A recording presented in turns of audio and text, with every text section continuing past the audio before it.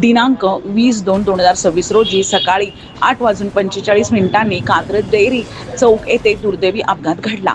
Jupiter moped क्रमांक GJ01PZ 1374 वरून प्रवास करणाऱ्या महिलेच्या वाहनास MH12YQ 7259 या क्रमांकाच्या हायवे डंपरने धडक दिली. अपघातात सदर महिला डंपरच्या मागील टायर खाली आल्याने मृत्यू झाला. मृत महिलेचे नाव परिमा प्रधान, वय वर्ष 38, राहणार Shri jewel society, Katraj Kondhwa road, Pune असे आहे. घटनास्थळी भेट देऊन हायवा डंपर चालकास ताब्यात घेण्यात आले असून त्याची वैद्यकीय तपासणी सुरू आहे. मृतदेह पुढील तपासणी व शवविच्छेदनासाठी ससून रुग्णालय येथे पाठविण्यात आला आहे.